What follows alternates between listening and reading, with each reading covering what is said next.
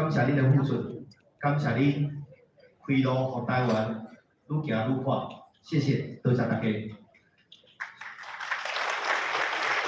So, ladies and gentlemen, our next distinguished guest, he is a former United States ambassador to the United Nations. He is a former United States National Security Advisor. He is a defender of democracy. He is a strong friend of Taiwan. Let's give him a big hand. John Bolton, the following is here.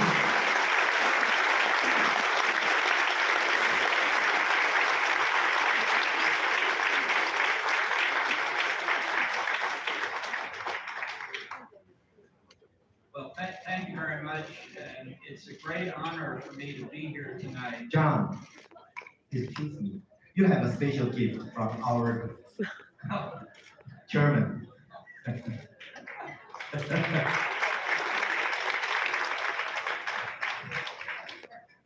咱的革命主总会长要有一个特殊的礼品要来送给咱的今仔的讲者。Maybe step forward, allow the media can take the photo as a film. 来拍好啊！ Our appreciation to our very friend John Bolton. Thanks for your strong support to Taiwan.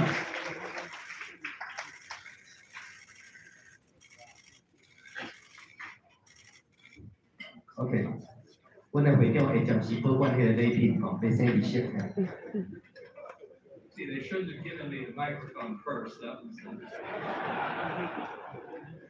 But now I'm even more honored to be with you tonight to celebrate the 40th anniversary of Papa. And I can tell you from my experience in Washington, there are really very few groups like Papa and almost nobody that's competitive with them for their ability to inform and influence Congress. And on behalf of Taiwan, their diplomats at TECRO or CCNA before that have done a fantastic job in cementing bipartisan support from Republicans and Democrats across our political spectrum, support for Taiwan. But FAPA has been there and played an incredibly important role during its entire existence. And the contribution of Taiwanese Americans and many, many others who believe in self-government of the people of Taiwan, who believe in independence for Taiwan as a state, as it clearly is. This has been a long struggle, and there's a lot more to come, and I'll talk about that a little bit, but I just think it's important that everybody here knows that as part of this struggle, FAPA has been an absolutely critical element, and it's an honor for me to be able to explain that and tell everybody here in Taiwan. So thank you very much.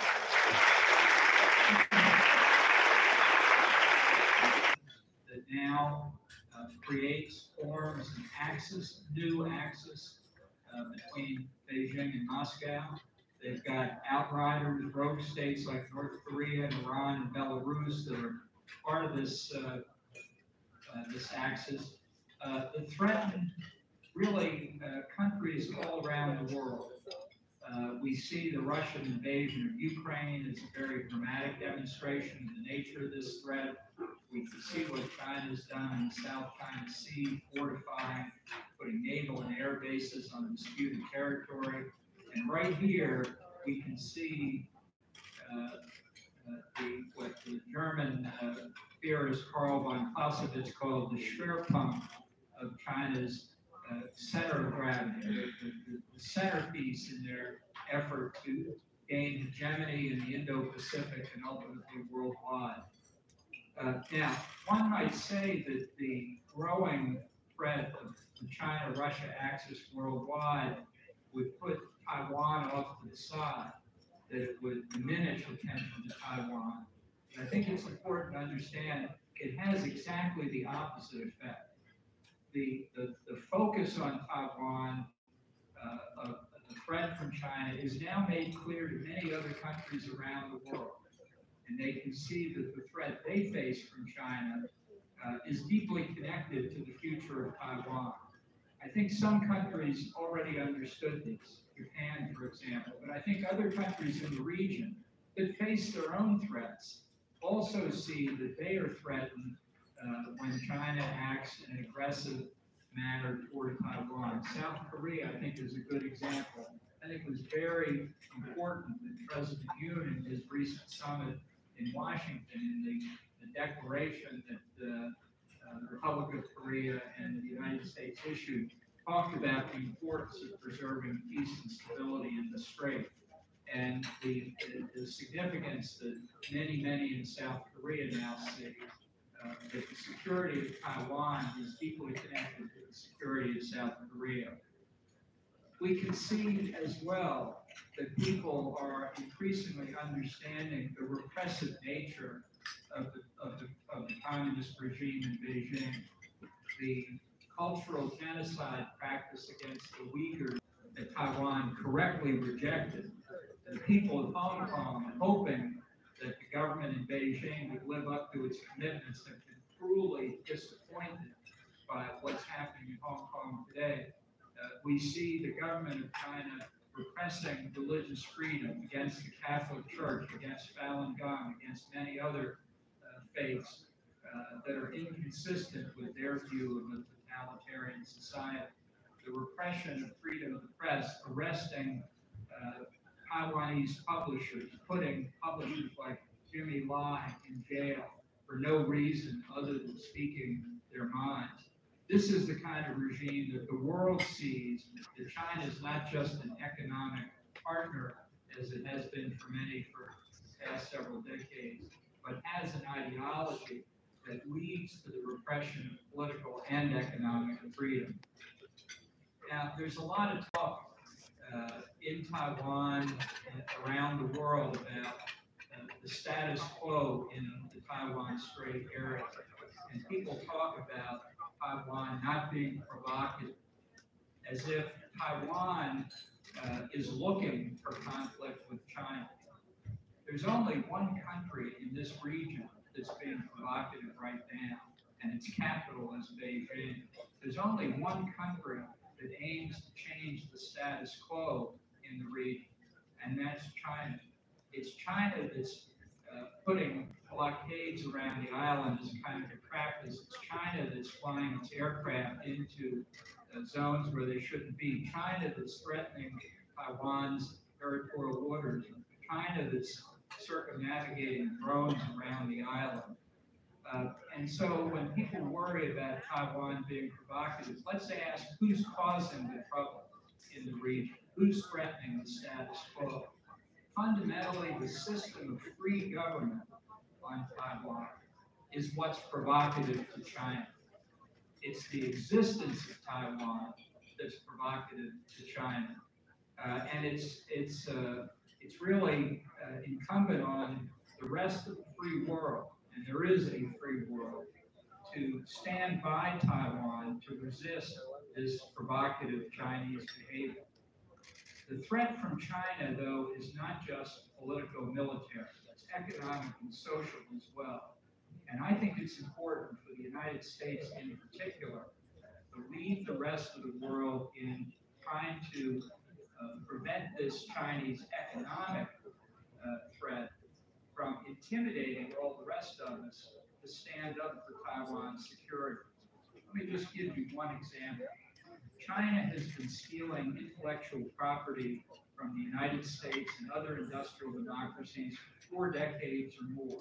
It's been a major contributing factor to China's economic growth. And yet we have done little or nothing to make China pay a price for stealing intellectual property. You know, the U.S. Constitution doesn't say many things specifically about what our government should do, but one thing that our founding fathers felt was important was a patent system. That's what protects intellectual property. What Abraham Lincoln described as linking the fire of genius with the fuel of incentive. And when China attacks intellectual property, when it steals intellectual property, it hurts all of us. But the United States needs to respond to that, to show that China's economic growth will not be continue to be supported by this kind of activity, which will prevent China from putting more pressure on Taiwan. So one thing that the United States should do is prohibit the export from China into the United States of any goods or services that are based in whole or in part on stolen intellectual property. This doesn't sound like the very controversial things that we hear in the military and political sphere, but the economic impact on China would be dramatic. And we need to think of more things like that that the United States can do to protect its own interest and to protect Taiwan. And specifically with respect to Taiwan, the U.S. can and should do a lot more. Not out of humanitarian concern for the people of Taiwan, although we feel that, but in America's own interest. And this is the case that we're trying to make in Washington today. For example, I first advocated full American diplomatic recognition of Taiwan 23 years ago.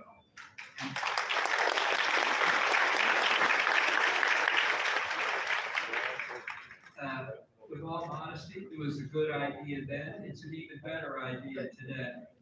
This is the sort of thing that helps encourage even closer political relations. But without full diplomatic relations, Taiwan and the U.S. can do a lot more together. A lot of it's happening now, but we need to increase the activity and increase the speed of the activity. Military-to-military cooperation needs to deepen. Cooperation between our intelligence agencies needs to deepen. These are the kinds of consultations that help deter China from attacking Taiwan, because it shows just how close the two countries are. If we defer this kind of consultation until the crisis actually erupts, it's too late. So more and more of that kind of cooperation is necessary. I personally believe that it would help create deterrence for Taiwan, to bring more American military personnel here to help the Taiwanese military absorb the weapon systems and techniques that the United States is supplying to Taiwan. I think having more U.S. naval vessels here to conduct freedom of navigation operations in the Taiwan Strait to make it clear to Beijing those are not territorial waters of China would be important. And if China ever contemplated putting a blockade around the island, they should know that they're trapping American military personnel behind that blockade as well. And that the United States will never forget those people who are leaving behind. That too will add to deterrence, because our objective is to keep peace in the region. At the same time, we protect Taiwan's democracy. And keeping peace is best done through stronger deterrence. We have a lot of possibilities in the region for closer Taiwanese cooperation with other countries, even without full diplomatic recognition. And the more Taiwan is embedded in collective self-defense structures, again, the less likely it is that China will take aggressive action in the first place. Because as it sees Taiwan's partners growing in strength, it diminishes for China the incentive to act militarily.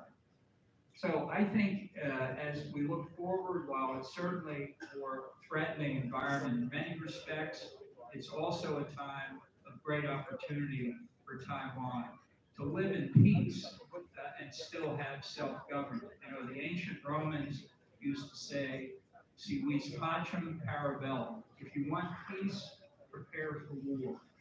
Not to fight war, but to prevent war.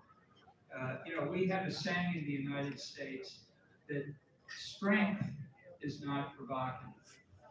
Weakness is provocative. And showing weakness to China now is the worst thing that any of us can do. President Ronald Reagan used to say that his policy for America was peace through strength. And I think that should be Taiwan's policy, and I think jointly, bilaterally, the U.S. and Taiwan can achieve both. Keeping Taiwan a free and independent state and preserving peace in the region. BAPA is critical in pursuing those goals. So thank you again for having me here tonight, and best wishes to all of you. Thank you very much.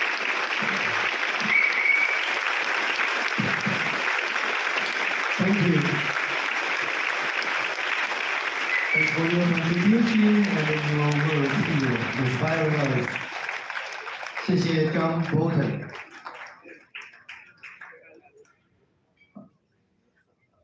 我刚才讲到一项是咱台湾最近最流行咧讨论的吼，咱有够强，不是挑战，不是挑衅。Weakness is positive, is so inspiring. So， 我们谢谢江波腾的演讲。那接下来呢，我们副总统赖清德 William Lai is coming to this thing， 所以我们待会会有副总统的演讲，以及有4轮的。